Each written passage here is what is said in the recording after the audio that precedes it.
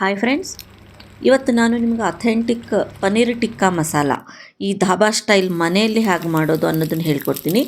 ಈ ಪನ್ನೀರ್ ಟಿಕ್ಕಾನ ನಾವು ಮನೆಯಲ್ಲಿ ಹೇಗೆ ಮಾಡ್ಬೋದು, ಒಂದು ವೇಳೆ ಗ್ರಿಲ್ ಇಲ್ಲ ಅಂದರೆ ನಾರ್ಮಲ್ ಹಂಚಿನಲ್ಲೂ ಹೇಗೆ ಮಾಡ್ಬೋದು, ಗ್ರೇವಿ ಹೇಗೆ ಮಾಡೋದು ಎಲ್ಲವನ್ನು ಡಿಟೇಲ್ ಆಗಿ ನಾನು ಶೇರ್ ಮಾಡಿದ್ದೀನಿ.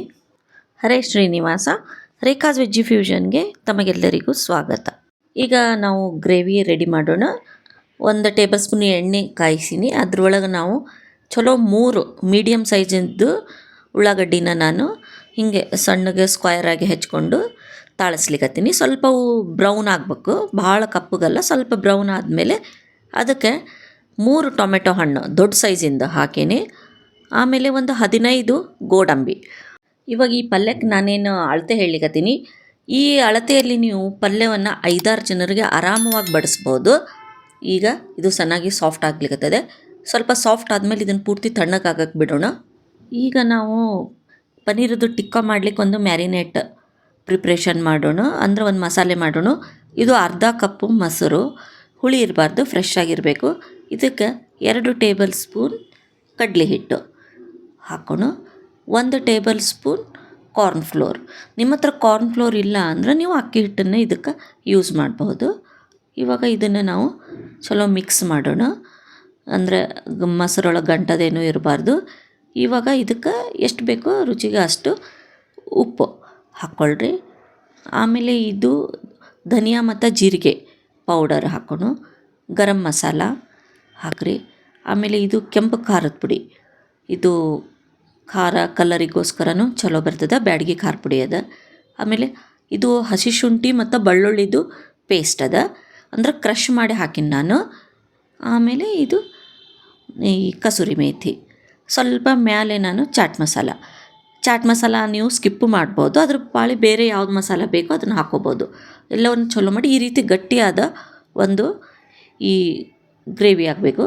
ಇದು ಪನ್ನೀರ್ ನಾನು 300 ಗ್ರಾಮ್ಸ್ ಪನ್ನೀರ್ ತೊಗೊಂಡಿನಿ. ಪನ್ನೀರಿಗೆ ಯಾವುದೂ ಅಳತೆ ಇಲ್ಲ, ನೀವು ಜಾಸ್ತಿ ತೊಗೊಳ್ರಿ ಇಲ್ಲ ಕಡಿಮೆ ತೊಗೊಳ್ರಿ. ಈ ರೀತಿ ದೊಡ್ಡ ದೊಡ್ಡದು ಚೌಕ ಪೀಸ್ ಕಟ್ ಮಾಡೀನಿ. ನಿಮ್ಗೆ ಯಾವ ಸೈಜ್ ಬೇಕು ಆ ಸೈಜ್ ಮಾಡಿರಿ. ಅದೇ ರೀತಿ ಈ ಕ್ಯಾಪ್ಸಿಕಮ್ಮನ್ನು ನಾನು ಸ್ಕ್ವಯರಾಗಿ ಕಟ್ ಮಾಡೀನಿ, ಈರುಳ್ಳಿನೂ ಸ್ಕ್ವಯರಾಗಿ ಕಟ್ ಮಾಡೀನಿ, ಟೊಮೆಟೊ ಬೀಜ ತೆಗೆದು ಅದನ್ನು ಸ್ಕ್ವಯರಾಗಿ ಕಟ್ ಮಾಡೀನಿ. ಎಲ್ಲವನ್ನು ಆಲ್ಮೋಸ್ಟ್ ಒಂದು ಸೈಜಲ್ಲೇ ನೀವು ಕಟ್ ಮಾಡ್ಕೊಳ್ರಿ.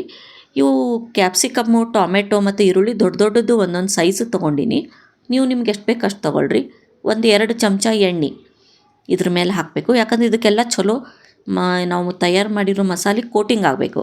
ಈ ರೀತಿ ಎಲ್ಲವನ್ನು ಮೇಲೆ ಕೆಳಗೆ ಮಾಡಿ ಇದನ್ನು ನಾವು 1 ತಾಸಿನವರೆಗೂ ನಾನು ಮ್ಯಾರಿನೇಟ್ ಮಾಡಲಿಕ್ಕೆ ಇಡ್ತೀನಿ. ಇದು 1 ತಾಸು ಒಳಗೆ ಮ್ಯಾರಿನೇಟ್ ಆಗೋವರೆಗೂ ನಮ್ದು ಈ ಕಡೆ ಗ್ರೇವಿ ಮತ್ತು ರೆಡಿ ಆಗ್ತದೆ. ಕೈಯಿಂದ ಚೆಂದ ಎಲ್ಲ ಕಡೆ ಹಚ್ಚಿರಿ. ಇದನ್ನು ನೀವು ಮುಚ್ಚಿ ಇಟ್ಟಾಗ ನಡುವ ಒಂದು ಅರ್ಧ ತಾಸಿಗೆ ಒಂದು 15 ನಿಮಿಷಕ್ಕೊಮ್ಮೊಮ್ಮೆ ಮೇಲೆ ಕೆಳಗೆ ಮಾಡ್ಕೋತೀರಿ, ಅಂದ್ರೆ ಮಸಾಲೆ ಎಲ್ಲ ಕಡೆ ಚಲೋ ಹತ್ತದ. ಅಲ್ಲಿವರೆಗೂ ಈ ನಾವು ತಾಳಿಸ್ಕೊಂಡಿರೋ ಟೊಮೆಟೊ ಎಲ್ಲ ತಣ್ಣಗಾಗ್ಯದ. ಇದ್ರದ್ದು ಬೇಕಾದರೆ ಸ್ವಲ್ಪ ನೀರು ಹಾಕ್ಕೊಂಡು ಗ್ರೇವಿ ಮಾಡ್ಕೊಳ್ರಿ. ಇದು ಎಷ್ಟು ಬೇಕೋ ಅಷ್ಟು ನೀರು ಹಾಕ್ಕೊಂಡು ನುಣ್ಣಗೆ ರುಬ್ಕೋಬೇಕು, ಅಂದರೆ ಒಳಗಡೆ ಈ ಗೋಡಂಬಿ ಎಲ್ಲ ಚಂದ ಪೇಸ್ಟ್ ಆಗಬೇಕು. ಈ ರೀತಿ ಆದರೆ ಸಾಕು. ಒಂದು ದೊಡ್ಡ ಬುಟ್ಟಿ ಒಳಗೆ ನೀವು 2 ಟೇಬಲ್ ಸ್ಪೂನ್ ಅಷ್ಟು ಎಣ್ಣೆ ಹಾಕಿರಿ. ಆಮೇಲೆ ಇದು 2 ಟೇಬಲ್ ಸ್ಪೂನು ಕಡ್ಲೆ ಹಿಟ್ಟದ. ಇದನ್ನು ನೀವು ಒಟ್ಟಿಗೆ ಚಂದ ಎಣ್ಣೆ ಒಳಗೆ ಚಂದ ಲೈಟ್ ಬ್ರೌನ್ ಆಗೋವರೆಗೂ ಎಣ್ಣೆ ಒಳಗೆ ಹುರ್ಕೋಬೇಕು. ಹಸಿ ವಾಸನೆ ಹೋಗಬೇಕು ಕಡ್ಲೆ ಹಿಟ್ಟಿಂದು, ಇಲ್ಲಾಂದ್ರೆ ಆಮೇಲೆ ಹಸಿ ವಾಸನೆ ಬರ್ತದೆ. 2 ಟೀ ಸ್ಪೂನ್ ಹಸಿ ಶುಂಠಿ ಬೆಳ್ಳುಳ್ಳಿ ಪೇಸ್ಟು ಹಾಕೀನಿ, ಅಂದರೆ ಅದನ್ನು ನಾನು ಕ್ರಷ್ ಮಾಡಿ ಹಾಕೀನಿ. ಚಂದ ಎರಡನ್ನೂ ಫ್ರೈ ಮಾಡಿರಿ. ಇಲ್ಲಿ ನೋಡಿರಿ, ಸ್ವಲ್ಪ ಕಲರ್ ಜಸ್ಟ್ ಚೇಂಜ್ ಆಗ್ಲಿಕ್ಕತ್ತದ, ತಳ ಹೊತ್ತದ. ಕಂಟಿನ್ಯೂ ಕೈ ಆಡಿಸ್ತಾ ಇರ್ರಿ. 1 ಟೇಬಲ್ ಸ್ಪೂನ್ ಕಸೂರಿ ಮೇಥಿ. ಇದು ಢಾಬಾ ಸ್ಟೈಲ್ ಇದ್ದಿದ್ದಕ್ಕೆ ನಾನು ಆದಷ್ಟು ಕಬ್ಬಿಣದ ಬುಟ್ಟಿ ಒಳಗೆ ಅದೇ ಸ್ಟೈಲ್ ಒಳಗೆ ನಾನು ಮಾಡ್ಲಿಕ್ಕತ್ತೀನಿ ಗ್ರೇವಿನ. ಈಗ ನಾವು ರುಬ್ಬಿರೋ ಈ ಗ್ರೇವಿ ಏನದ ಅದನ್ನು ನಾವು ಇದ್ರೊಳಗೆ ಹಾಕ್ಕೊಳ್ಳೋಣ. ಚಂದ ಲೋ ಫ್ಲೇಮ್ ಒಳಗೆ ನೀವು ಫ್ರೈ ಮಾಡಿರಿ. ಸ್ವಲ್ಪ ಅದೇ ಬುಟ್ಟಿಗೆಲ್ಲ ಒಳಗೆ ಗ್ರೇವಿ ಹತ್ತಿತ್ತು ಅಂತ ಸ್ವಲ್ಪ ನೀರು ಹಾಕಿ ಅದನ್ನು ಇದ್ರೊಳಗೆ ಹಾಕ್ಲಿಕ್ಕತ್ತೀನಿ. ಇವಾಗ ಇದನ್ನು ಮುಚ್ಚಿ ಲೋ ಫ್ಲೇಮ್ ಒಳಗೆ ನೀವು ಆದಷ್ಟು ಇದನ್ನು ಫ್ರೈ ಮಾಡಬೇಕು. ನಡು ಕೈ ಆಡಿಸ್ಕೊತಿರ್ಬೇಕು, ಯಾಕಂದ್ರೆ ತಳ ಹೊತ್ತೋ ಚಾನ್ಸ್ ಇರ್ತದೆ. ನೀವು ನೋಡಿರಬೇಕು ಧಾಬಾದೊಳಗೆ ದೊಡ್ಡ ಬುಟ್ಟಿಗಳಿರ್ತಾವೆ ಕಬ್ಬಿಣದ್ದು, ಅದ್ರೊಳಗಿಂದ ಒಂದು ಟೇಸ್ಟೇ ಬೇರೆ ಬರ್ತದೆ. ಇದಕ್ಕೆ ನಾನು ಸ್ವಲ್ಪ ಅರಿಶಿಣದ ಪುಡಿ ಮತ್ತು ಧನಿಯಾ ಜೀರಿಗೆ ಪೌಡರು, ಕೊತ್ತಂಬರಿ ಬೀಜ ಮತ್ತು ಜೀರಿಗೆದು ಪೌಡ್ರು, ಆಮೇಲೆ ಗರಂ ಮಸಾಲ 2 ಟೀ ಸ್ಪೂನ್ ಹಾಕ್ಕೊಂಡೀನಿ ನಾನು. ಆಮೇಲೆ ಇದು ಕಿಚನ್ ಕಿಂಗ್ ಮಸಾಲ, ಇದು ಬಹಳ ಇಂಪಾರ್ಟೆಂಟು ನಾರ್ತ್ ಇಂಡಿಯನ್ ಡಿಶ್ಗಳಿಗೆ. ಈ ಕಿಚನ್ ಕಿಂಗ್ ಮಸಾಲ ಹಾಕೋದ್ರಿಂದ ಬಹಳ ಟೇಸ್ಟ್ ಆಗ್ತದೆ.